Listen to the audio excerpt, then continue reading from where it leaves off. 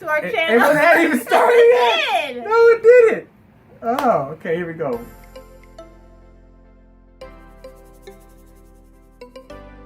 Welcome back to the channel. Moving up with the Miclettes. Moving on up. Here we are today. We're going to talk a little bit about Finances. personal finances, family finances, and our debt-free journey as of 2019, February time frame. So as of February 2019 to where we are today, July of 2020. Well, it's August now. You're right. Anyway, so quick little recap. At one point we decided to refinance our house to, kind of pay off debt, and we decided we wanted to do a renovation. So we refied, pulled out equity in the house, and, paid off all of our bills. So at that point, we were debt free besides the mortgage. But we did not have enough for the renovation. So we could not obtain a HELOC due to some issues with, our primary and secondary loans and everything like that. So we basically had to do personal loans. Yeah. To get the job done. Yeah. And looking back on things, and we've talked about this, we had to do what we had to do.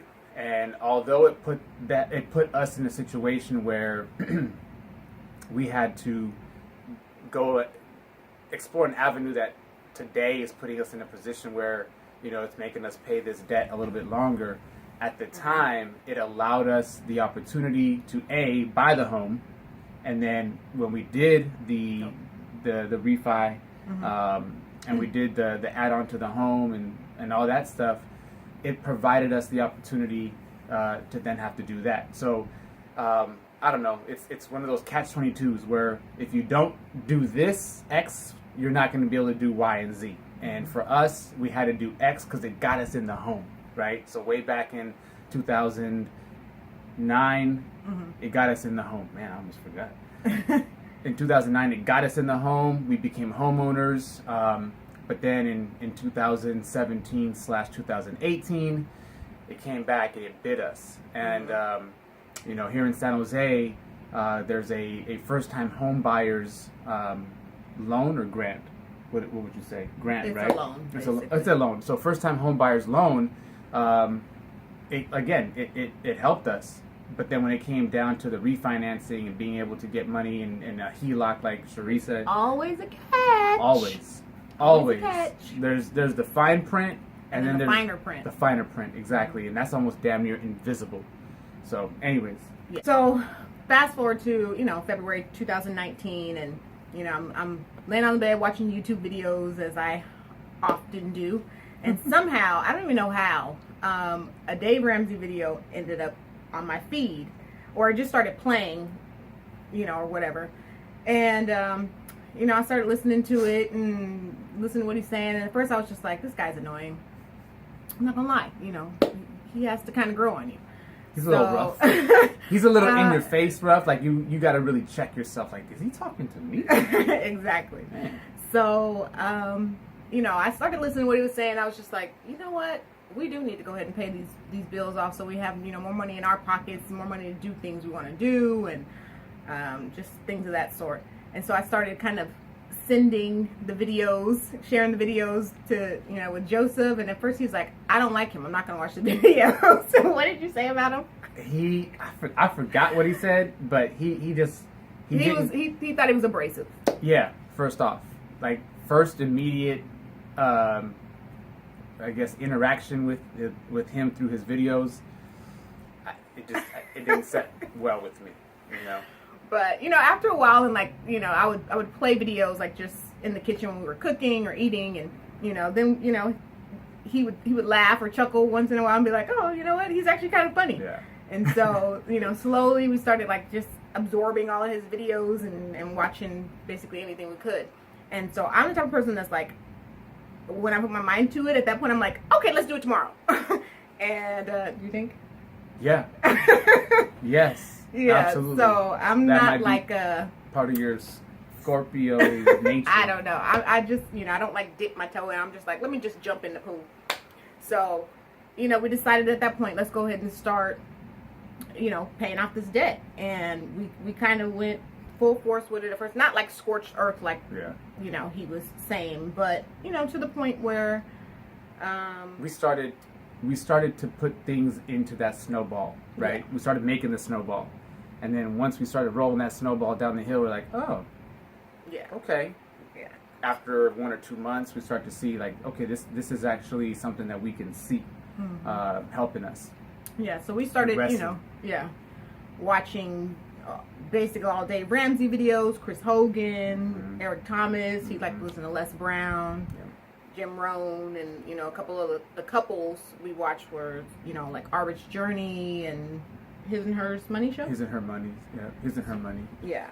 So, and then at that point, I've always kind of been a budgeter, so that was easy for me to do. It was just, when you had a whole bunch of bills, you were kind of just like, budgeting out how you were going to pay those.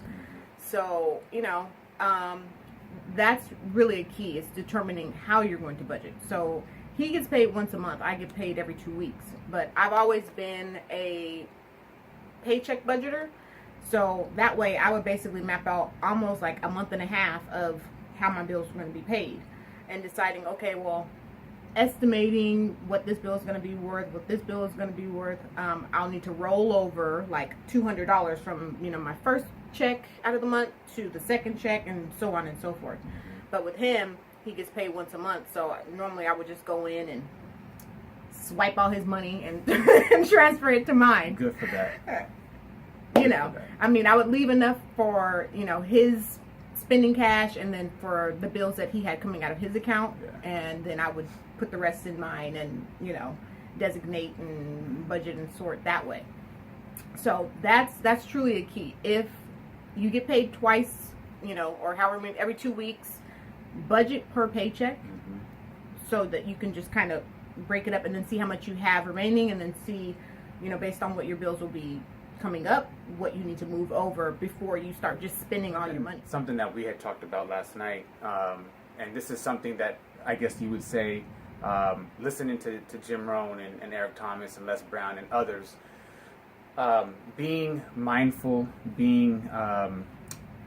going into things with intent and having purpose, right? And so committing with intent, committing with purpose, recognizing that this goal is going to be challenging, this road is going to be challenging, this is not going to be easy, but just like anything, if it's worth having and if it's worth achieving, you're going to encounter those challenges. It's not going to be easy. Anything worth having is going to not be easy, and that's going to test your character.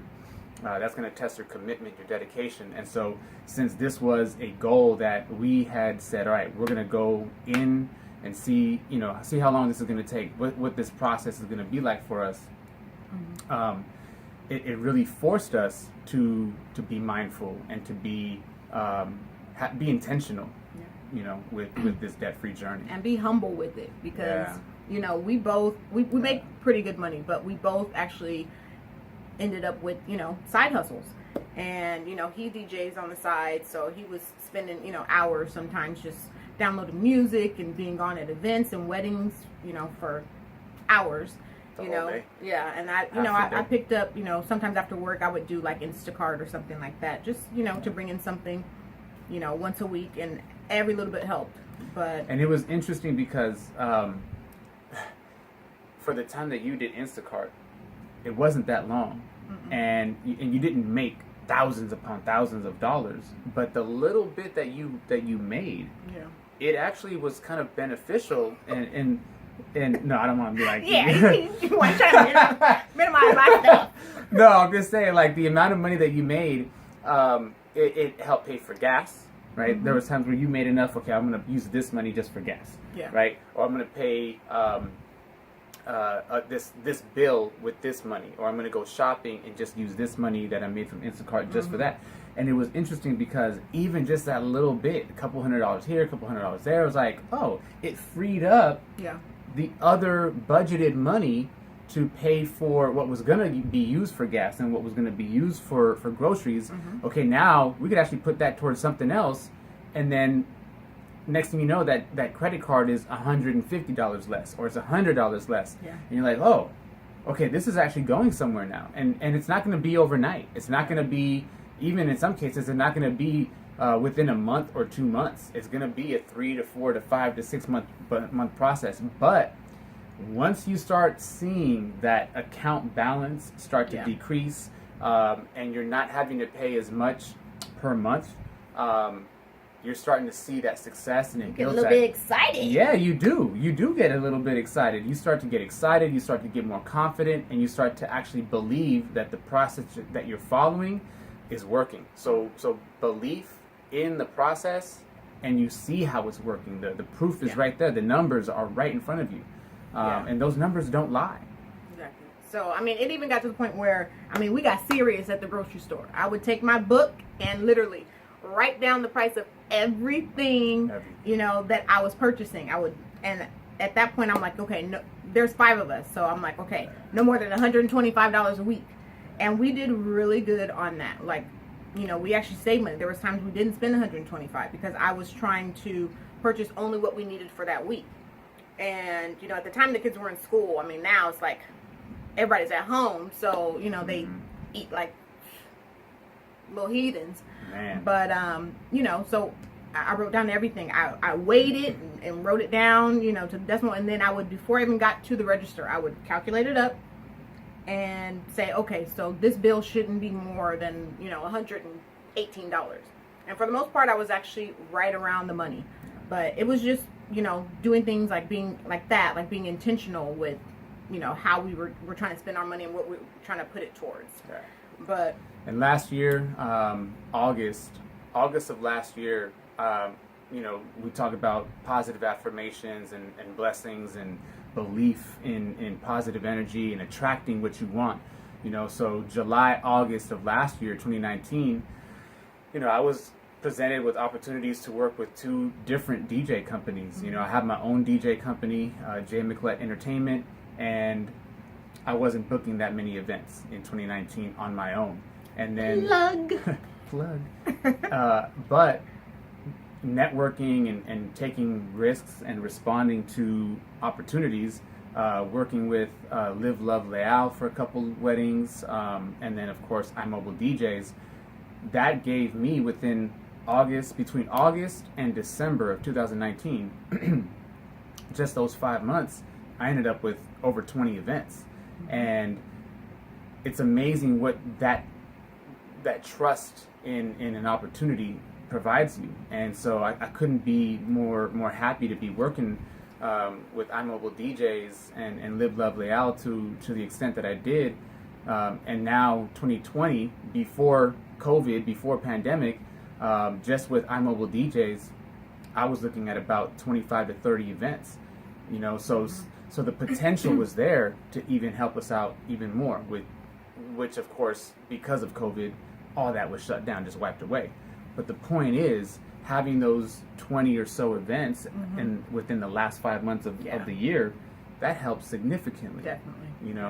And so recognizing where else you can bring in supplemental income, passive income, take advantage of those opportunities, because every little bit of money helps. Yeah. So from July 3rd of 2019 to July 31st of this year, we have paid off, and it's actually probably more than that. We paid off $32,536.27. Put the 27 cents in there.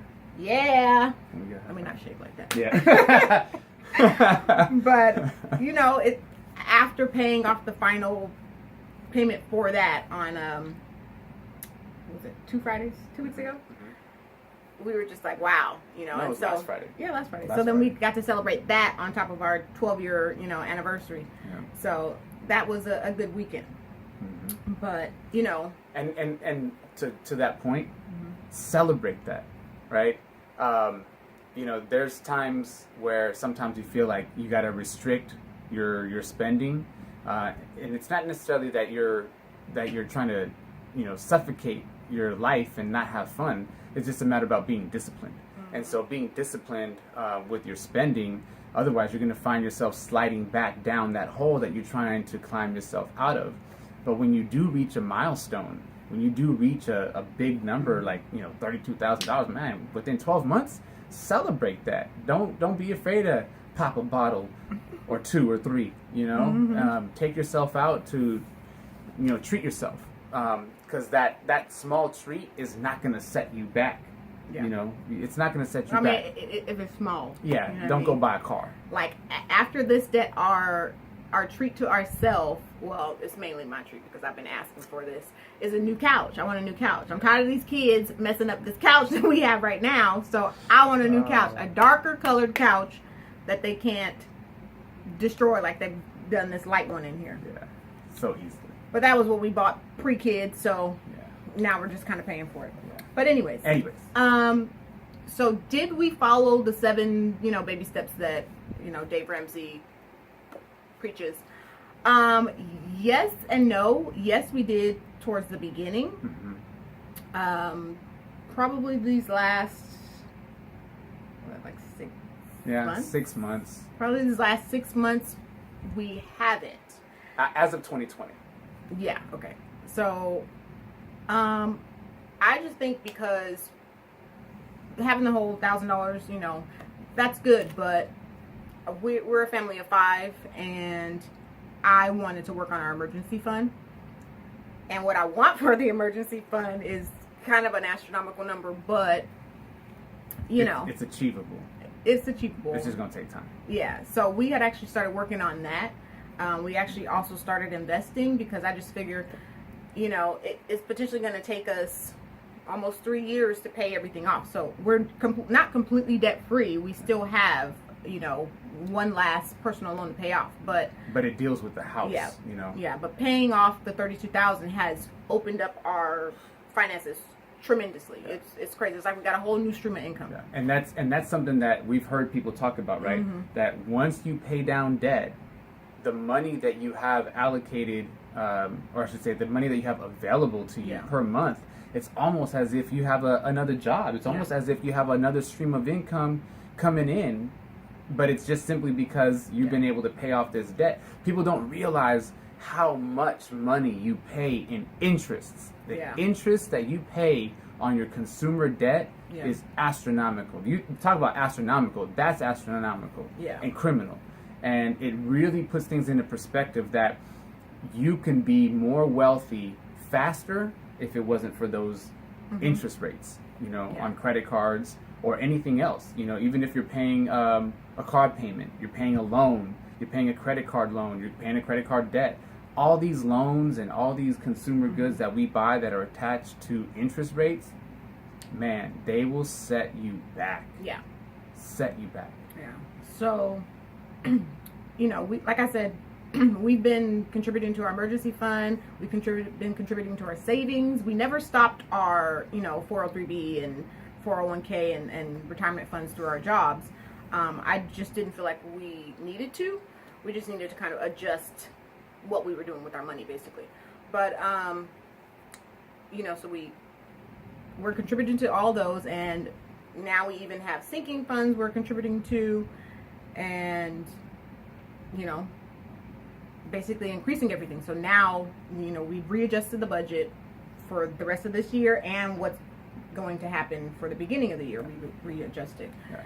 So, like I said, it's just, now we just have, I feel like, so much money to play with and, help, try to grow our wealth for our family. So I'm more concerned with that. And I just didn't want to risk not investing or not saving for up to 2 to 3 years. So it's all personal. It's up to you what you want to do with your money. If you want to just knock out your debt and then start investing, go ahead and do that.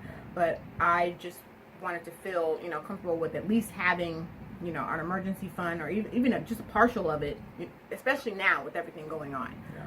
So. And a lot of that, like you said, to your point, it's all situational, right? Our situation as a family of 5 is going to be completely different than someone who's unmarried, right? Yeah. Someone that's not married, or maybe a young couple, and it's just the 2 of them, and they have money to, left over at the end of the month, or they have debt.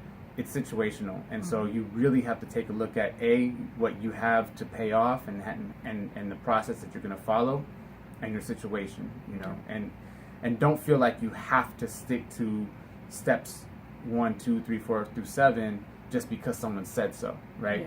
Yeah. People are successful in the process. The process is working, but again, there's so many factors and situational circumstances that are going to dictate how you do it.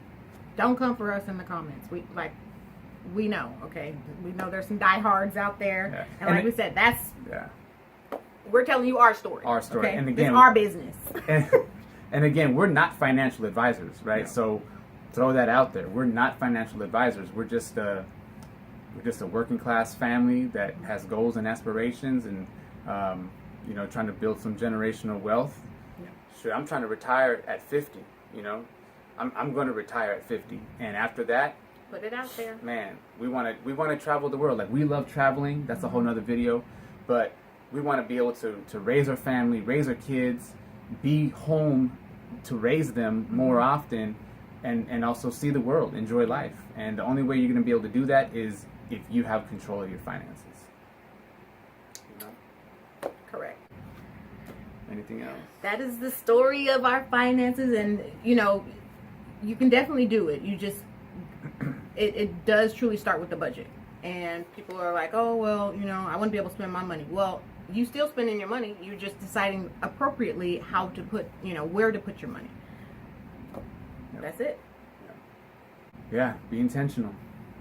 Be intentional. Be disciplined. Get off the computer. Get off Amazon. I know I'm guilty of that. But well, a lot of people I have are guilty of that. a stipend basically every month on what I can spend. And I try not to go over that. Yeah. So that's the thing. Yeah. Stick to it. Yeah, Whatever stick you to budget it. out, stick to it. Yep. Y'all know what to do. Please like, subscribe, comment. Comment let down us know below how your finance journey, budget journey is going, and if you do paycheck, month to month, And share your story and take advice from the comments. Yeah. So, anything else? All right. Bye. See y'all later. All right, here we go. On 3, 1, 2, and welcome back to the on. I'm not gonna say 3. It's gonna be Okay. 1, 2. Okay. On action. Ready? 1, 2, 3. Welcome back to the channel. Moving on. And And what? that throws me off. I know it does. So Sorry, that's what happens when we use our phones. But once we upgrade to a camera that I can actually input our mic, because here's the thing, we have a really nice Nikon 5000. The damn thing don't come with a mic input. Nikon. How you do us dirty like that? kind of like Apple. They don't include everything on one phone. You gotta keep upgrading. Right? Yeah. Let me upgrade. Anyway. Yeah, so that's the situation. So